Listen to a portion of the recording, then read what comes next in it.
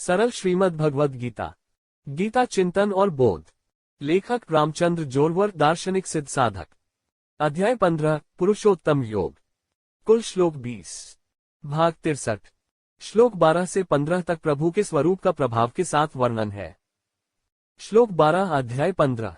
यदादित्यगतम तेजो यच्चंद्रमसि यच्चग्नौ तत्तेजो विद्धि मामकम। विषय प्रभु के तेज की महिमा। अनुवाद। यह जानो कि सूर्य में जो तेज है वह सारे जगत को प्रकाशित करता है। जो तेज चंद्रमा में है और जो अग्नि में है वही मेरा तेज है। चिंतन। आत्मा और परमात्मा हमें अव्यक्त प्रतीत होते हैं।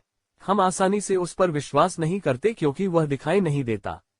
वह अव्यक्त का अधिक और प्रकट का कम है। जो प्रत्यक्ष है उससे हम प्रतिदिन परिचित हैं। हम वस्तुओं, जानवरों, पक्षियों, जल, भूमि को देखते हैं। चांद, सूरज दिखाई दे रहे हैं, तारे और उनके ग्रह भी दिखाई दे रहे हैं। लेकिन हम सोचते हैं कि ईश्वर, आत्मा, परमात्मा आंखों से दिखाई नहीं देते। लेकिन हम जो कुछ भी देखते हैं वह उस परमात्मा का प्रकट रूप है। वही इस प्रकृति में अपना कुछ अंश प्रत्यक्ष रूप में प्रकट कर रहे हैं। ऊर्जा उनका मूल रूप है, लेकिन सूर्य, चंद्रमा, पृथ्वी, अग्नि प्रकृति में परिवर्तित उनके अन्य रूप हैं। संपूर्ण ब्रह्मांड एक विशाल ऊर्जा से व्याप्त है, परिपूर्ण है। ऊर्जा इसका मूल रूप है। एक ही ऊर्जा विभिन्न माध्यमों से प्रकट और लुप्त हो रही है। पंचमहाभूत भी उसी ऊर्जा के विभिन्न रूप हैं। सबके भीतर एक ही ऊर्जा है, बस उनके रूप अलग अलग हैं। सूर्य में अग्नि है, चंद्रमा में शीतलता है, पृथ्वी के कोर में भी एक बड़ी आग है। जब ज्वालामुखी बनते हैं तो धरती के अंदर की आग ही निकलती है। चंद्रमा की भी यही स्थिति होती है, उसके अंदर भी आग है। यह ईश्वर अपनी प्रसुप्त शक्ति को सर्वप्रथम अग्नि द्वारा प्रकट करता है। इसलिए अग्नि को उनका मुख कहा गया है। जैसे ही आग ठंडी होती है उसका स्वरूप बदल जाता है। हर परमाणु में अग्नि है, वही शक्ति है। यह ब्रह्मांड में धीरे धीरे प्रकट होता है, भिन्न भिन्न माध्यमों में परिणत होता है। इसलिए भगवान कृष्ण ऐसा दावा कर रहे हैं, तू जान ले कि सूर्य में जो तेज है वह सारे जगत को प्रकाशित करता है। वह तेज चंद्रमा में है और जो अग्नि में है वही मेरा तेज है। बोध। इस संसार में, इस ब्रह्मांड में एक ऊर्जा के अलावा और क्या है? संपूर्ण ब्रह्मांड, महान ब्रह्मांड इस एक महान ऊर्जा से भरा हुआ है। इसमें एक अव्यक्त अदृश्य भाग अधिक है। दिखाई देने वाला भाग छोटा होता है। जो कुछ देखा और नहीं देखा जाता है वह सब ईश्वर का पूर्ण रूप है। प्रकट प्रकृति अलग अलग माध्यमों से अलग अलग महसूस करती है, लेकिन उन सभी शरीरों में, तत्वों में स्वयं अग्नि ही कार्य कर रही है। सूर्य जैसे शरीर में यह गर्म होता रहता है, जलता रहता है, और पृथ्वी जैसे शरीर में यह ठंडा होकर प्राकृतिक तत्वों, पंचमहाभूतों में परिवर्तित हो जाता है। धीरे धीरे उनमें से जीवन बनता है, लेकिन सबका मूल वही परम आत्मा और उसका तेज है, जिसमें सर्वज्ञता शामिल है। श्लोक 13 अध्याय 15। गामाविश्य च भूतानि धार्याम्यहमोजसा पुष्णामि चौषधि सर्वा सोमो भूत्वा रसात्मक। विषय। उन भगवान का प्रभाव जो पृथ्वी के रूप में सभी लोगों को धारण करते हैं और चंद्रमा के रूप में उनका पालन पोषण करते हैं। अनुवाद। और यह मैं ही हूँ जो पृथ्वी में प्रवेश करता हूँ और अपनी शक्ति से सभी भूतों को धारण करता हूँ और रसरूप अर्थात अमृत चंद्रमा बनकर सभी पौधों का पोषण करता हूँ। चिंतन। हमें अब तक यह एहसास हो गया होगा कि सर्वज्ञता एक और केवल ईश्वर की ऊर्जा है। सनातन ब्रह्मांड उसी से भरा हुआ है, उसी से निर्मित है। केवल प्रत्येक तत्व के आकार, रूप, गुण अलग अलग होते हैं। फिर भी वही चेतना, वही ऊर्जा प्रत्येक तत्व के भीतर काम कर रही है।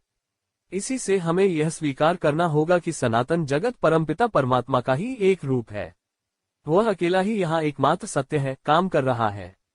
इसलिए भगवान श्री कृष्ण यहाँ पृथ्वी पर जीवन को लेकर यह दावा कर रहे हैं। वे कहते हैं, और यह मैं ही हूँ जो पृथ्वी में प्रवेश करता हूँ और अपनी शक्ति से सभी राक्षसों को वश में करता हूँ और रसरूपा यानी अमृत चंद्रमा बनकर सभी पौधों का पोषण करता हूँ। हमारे सौर मंडल में हमारी पृथ्वी विभिन्न तत्वों से बनी है। अन्य ग्रहों पर जीवन नहीं है, लेकिन पृथ्वी के पास है। पृथ्वी को पंचमहाभूतों का लाभ मिला है। जल यहाँ तरल रूप में उपलब्ध है जो जीवन के अस्तित्व के लिए आवश्यक है। जीवन के निर्माण के लिए आवश्यक तापमान पृथ्वी पर सूर्य से एक निश्चित दूरी पर बनाया गया है। पृथ्वी पर कोई अत्यधिक ठंडा या अत्यधिक गर्म तापमान नहीं है। ग्रह बुध और शुक्र जो पृथ्वी से सूर्य के अंदर हैं, उनकी कम दूरी के कारण बेहद गर्म है। इसलिए उन ग्रहों पर जल तत्व नहीं बचा है, इसलिए वहां जीवन निर्माण का सवाल ही नहीं उठता। अलौकिक ग्रह मंगल, बृहस्पति, शनि, यूरेनस, नेपच्यून और प्लूटो सूर्य से और दूर हैं, इसलिए वहां भी तरल पानी उपलब्ध नहीं है। जल जीवन के लिए आवश्यक है। बहुत ही तरल माध्यम में मिट्टी के संपर्क में आने पर ही वहां जीवन पनपता और विकसित होता है। इसलिए प्रभु कहते हैं, मैं जल रूपी जल के द्वारा पृथ्वी में प्रवेश करता हूं और अपनी जल रूपी शक्ति से समस्त भूतों अर्थात जीवों को धारण करता हूं। भगवंत ने निम्न वाक्य का शाब्दिक अर्थ यहाँ चंद्रमा नहीं लिया है। चंद्रमा शीतलता का प्रतीक है। जल शीतल है क्योंकि यह शीतल है, यह जीवन के निर्माण के लिए उर्वर है। उस प्रतीकात्मक रूप में भगवान निम्नलिखित वाक्य का उपयोग करते हैं और सभी पौधों का पोषण करने वाले रसरूप अमृत चंद्रमा बन जाते हैं। इस पृथ्वी पर सृष्टि का क्रम यह है कि पौधे और अन्य जीव जल से बनते हैं। बोध। पृथ्वी हमारे पूरे सौरमंडल में एक अनूठा ग्रह है। यहाँ जल द्रव रूप में है, ठोस रूप बर्फ के रूप में है, वायु बादलों के रूप में भी उपलब्ध है। यह विविधता पृथ्वी और उस पर जीवन के भाग्य के कारण है। भगवान स्वयं जल के रूप में पृथ्वी पर प्रकट हुए हैं, लेकिन उसे कभी भी उन चीजों के महत्व का एहसास नहीं होता जो मनुष्य को आसानी से मिल जाती है। अगर यहाँ पानी नहीं होता तो यहाँ घास नहीं उगती। यह सब उस परम आत्मा का कार्य है जो जल के रूप में यहाँ विचरण कर रहा है। फिर भी हमने नदियों, नालों, समुद्रों को प्रदूषित करना शुरू कर दिया है। हमने उनका महत्व शून्य कर दिया है। जब सूखा पड़ता है, जब हमें पीने के लिए पानी नहीं मिलता है, तभी उस पानी के लिए हमारा जीवन दयनीय हो जाता है। लेकिन फिर जब बहुत बारिश होती है तो सूखे के समय पानी की एक बूंद के लिए बेताब जीवन तुरंत स्थिति को भूल जाता है और फिर से पानी के संबंध में पहले की तरह व्यवहार करने लगता है। इसका उपयोग कम या ठीक से नहीं किया जाता है। उसकी पवित्रता बार बार नष्ट होती है। परंतु जो उसी परमात्मा की दी हुई बुद्धि, धन आदि संग्रह करने में सबसे आगे है, उसे इस वास्तविक धन की महत्ता का आभास नहीं है। उसकी रक्षा नहीं कर रहा। इसी को हम अज्ञान, मूर्खता कहते हैं। श्लोक 14 अध्याय 15। अहम वैश्वानरो भूत्वा प्राणिना देहमाश्रित प्राणापान समायुक्त पचाम्यन्न चतुर्विधम। विषय, वैश्वान के रूप में सभी प्राणियों के शरीर में भगवान की व्यापकता। अनुवाद, मैं वह हूँ जो वैश्वानर अग्नि के रूप में प्राण और अपान के साथ संयुक्त होकर सभी प्राणियों के शरीर में निवास करता हूँ, चारों प्रकार के भोजन को पचाता हूँ। चिंतन। जीवन को विकसित होने के लिए एक निश्चित तापमान की आवश्यकता होती है। अगर वह मध्यम तापमान उस ग्रह पर उपलब्ध नहीं होगा तो वहां जीवन नहीं बनेगा। हम जल को जीवन कहते हैं क्योंकि जल जीवन को जन्म देता है, लेकिन केवल अगर यह तरल है। इसे तरल रूप में रहने के लिए जिस तापमान की आवश्यकता होती है वह यहाँ पृथ्वी पर उपलब्ध है। जब जीव बनते हैं और उससे पैदा होते हैं तो उन जीवों के शरीर का तापमान निश्चित होना चाहिए और साथ ही पानी की भी उतनी ही मात्रा होनी चाहिए। केवल उस निश्चित तापमान पर ही यह जीव जीवित रह सकता है। इसमें जरा सी भी अधिकता आ जाए तो यह जीवन शीघ्र ही मिटने लगेगा। इस बीच प्राकृतिक प्रक्रियाओं में पृथ्वी पर एक हिमयुग आ गया। हर तरफ बर्फ जमी हुई है। यहाँ प्राणियों के पीने के लिए भी पानी नहीं बचा है। उसमें यहाँ के प्राणी जगत का घोर पतन हुआ था। वे उस हिमयुग के शिकार हो गए। उसका जीवन अस्तित्व मिट गया। कुछ पौधे, हिम कठोर जीव कम संख्या में जीवित रहे। साथ ही अत्यधिक तापमान के कारण जानवर गर्मी के शिकार हो जाते हैं। गर्म हवा के कारण उनकी मौत हो जाती है। पृथ्वी को चारों ओर से घेरने वाली ओजोन परत हमें सूर्य से निकलने वाली गर्म किरणों से बचाती है। लेकिन मनुष्य धन के लालच में रासायनिक कारखाने, परमाणु हथियार, वाहनों की संख्या में वृद्धि करके इस ओजोन को नुकसान पहुंचाता रहता है। उसे यह एहसास नहीं होता कि यह उसकी अपनी आत्महत्या है। न केवल वे 5 तत्व जिनसे शरीर बना है स्वास्थ्य को बनाए रख सकते हैं, बल्कि प्रकृति स्वयं रोगग्रस्त विषयों, जीवों को जन्म दिए बिना मौजूद नहीं है। लोग वायु प्रदूषण और जल प्रदूषण के आदी हो गए हैं। वे अपना महत्व नहीं समझते। हर जगह ये लोग कई तरह से हवा और पानी को प्रदूषित कर रहे हैं और प्रकृति और उसके स्वास्थ्य का संतुलन बिगाड़ रहे हैं। जो लोग खुद को शिक्षित कहते हैं, वे कचरा कहाँ फेंकें, कहाँ गंदगी करें, वाहन क्यों चलाएं। वे यह भी नहीं सोचते कि वे कितने आवश्यक हैं और बुद्धिमान होने का ढोंग करते हैं। वास्तव में इसके समान कोई दूसरा अज्ञान नहीं है। जिस प्रकृति से हम उत्पन्न हुए हैं, उस प्रकृति के साधारण संतुलन को वे कायम नहीं रख सकते और हम उन्हें शिक्षित कहते हैं। वे पढ़े लिखे नहीं बल्कि ज्यादा अशिक्षित हैं। पढ़ा लिखा कौन है जो कुदरत का गणित नहीं जानता। प्रकृति के साथ तालमेल बिठाकर रहने वाले जंगली लोग उनसे ज्यादा पढ़े लिखे होते हैं, क्योंकि वे स्वार्थ के लिए प्रकृति पर आक्रमण नहीं करते। हमारे शरीर के तापमान और प्रकृति के तापमान के बीच बहुत गहरा संबंध है। भगवान यहाँ उसी तापमान की बात कर रहे हैं। अगर वह तापमान हमारे शरीर में संतुलित नहीं होता है तो हम जो खाना और पानी खाते पीते हैं, हमें वह भी हजम नहीं होगा। वह शरीर में एक खास तापमान, एक खास आग चाहता है। वह अग्नि स्वयं ईश्वर है। इसके बिना अन्न जल पचाने से शरीर का पोषण नहीं होगा, उसका विकास नहीं होगा। बोध। यद्यपि यह जीवन सुखदायक से भरा है, यह भाग्य से ही प्राप्त होता है, लेकिन हमें इसकी कीमत पता नहीं होने के कारण हम क्षणिक सुख और स्वार्थ के लिए ऐसे अनमोल जीवन को बर्बाद कर देते हैं। हमें पृथ्वी और प्रकृति का अपने साथ संबंध का पता ही नहीं है। हम किससे और कैसे पैदा हुए हैं, यह भी हमें नहीं पता। वह ध्यान नहीं करता। पशु की भांति जन्म लेता है, निजी स्वार्थ, ऐश्वर्य के मुंह में फंस जाता है। पेट भरने और शरीर को भोगने से आगे हमारी दृष्टि नहीं जाती। जीवन की अनंत समृद्धि को हम छोटी छोटी बातों में उलझा देते हैं। यह धरती, यहाँ की प्रकृति बहुत अलग है, महत्वपूर्ण है। ऐसा उर्वर ग्रह अंतरिक्ष में कहीं नहीं है, यहाँ तक कि कई प्रकाश वर्ष दूर भी है। असली स्वर्ग यह धरती है। यदि आप यहाँ रहते हैं तो आप दिव्य जीवन जी सकते हैं, अन्यथा आप यहाँ अमानवीय और पशु जीवन जी सकते हैं। यह सुविधा कई प्रकाश वर्ष दूर ग्रहों पर भी नहीं पाई जाती है। फिर भी हम होश में नहीं आते हैं और अपने मानव जीवन, प्रकृति, पृथ्वी के महत्व को नहीं जानते हैं। श्लोक 15 अध्याय 15। सर्वस्य चाहम हृदि सन्निविष्टो मत स्मृतिर्ज्ञानम पोहंच वेदैश सर्वैरहमेव वेद्यो वेदांतकृत वेदविदेव चाहम। विषय, भगवान की प्रकृति का कथन। अनुवाद, यह मैं ही हूँ जो सभी प्राणियों के हृदय में अवतरित हुआ हूँ। मुझसे ही स्मृति, ज्ञान और अपोहन होता है। समस्त वेदों में से केवल मैं ही जानने योग्य हूँ।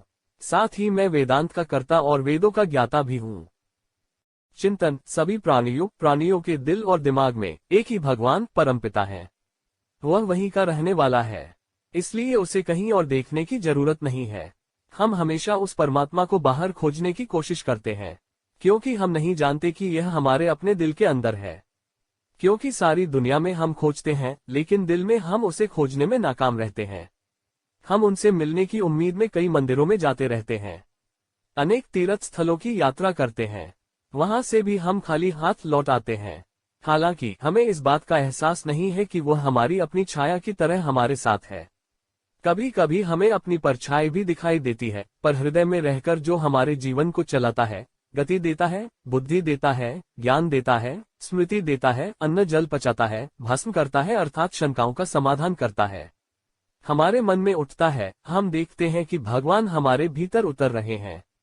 कई चीजों में हम एक जैसा व्यवहार करते हैं। बहुत सी चीजें हमारे करीब हैं और हम उन्हें व्यर्थ ही ढूंढ रहे हैं। कई कोशिशों के बाद वे लगभग जुटे। कभी कभी हम उन्हें पाते भी नहीं हैं, हम उन्हें भूल भी जाते हैं। फिर कभी कभी वे अनायास ही हमारे पास आ जाते हैं। इसे जीवन कहा जाता है। यह भगवान का खेल है। वह इस प्रकृति के साथ, प्रकृति के गुणों के साथ भी नाच खेल रहा है। वेद हमारे प्राचीन ग्रंथ हैं। प्रभु को जानना ही समस्त वेदों का सार है। इसलिए एक ही भगवान है जिसे सभी वेदों के माध्यम से जाना जा सकता है। जहां हमारी बुद्धि काम नहीं करती, वहां हम भ्रमित हो जाते हैं। भगवान हमें कहीं नहीं ले जाते, तो हमें इन वेदों की सहायता से इसकी खोज करनी चाहिए। हम इसमें इसकी सटीक जगह का पता लगाएंगे, क्योंकि उस तरह वह ज्ञान वहां स्वयं भगवान ने दिया है। जैसा कि उनका निर्माता स्वयं ईश्वर है, वह उन्हें जानने वाला भी है। इसके विषय में भगवान थोड़े ही शब्दों में कहते हैं, मैं समस्त प्राणियों के हृदय में वास करता हूँ। मुझसे ही स्मृति, ज्ञान और अपोहन भी आते हैं। समस्त वेदों में से केवल मैं ही जानने योग्य हूँ। साथ ही मैं वेदांत का कर्ता और वेदों का ज्ञाता भी हूँ।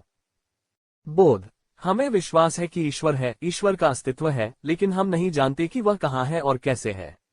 वह नहीं देखा जाता है। हम मंदिर जाते हैं, तीर्थ यात्रा करते हैं, लेकिन फिर भी उनसे नहीं मिलते। लेकिन खास बात यह है कि वह हमारे अंदर है। हम जहां भी जाते हैं वह हमारे साथ आता है, क्योंकि वह ईश्वर सदैव हमारे हृदय में निवास करता है। जीवन भर हम उसे बाहर खोजते रहते हैं। फिर मैं बाहर हृदय के भीतर उस परमात्मा से कैसे मिल सकता हूँ? एक बार एक महिला सड़क पर बैठी जोर जोर से रो रही थी क्योंकि उसका बच्चा भीड़ में खो गया था। राहगीरों की नजर उस पर पड़ी। उसकी गोद में एक बच्चा था, लेकिन लोगों को क्या पता चलेगा कि वो गोद में बच्चे के लिए रो रही है, उसे भूलने की बीमारी है।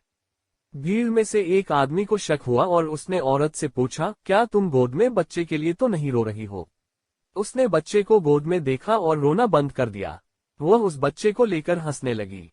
उसके दुख के आंसू खुशी के आंसू में बदल गए, क्योंकि वह उसी बच्चे के लिए रो रही थी।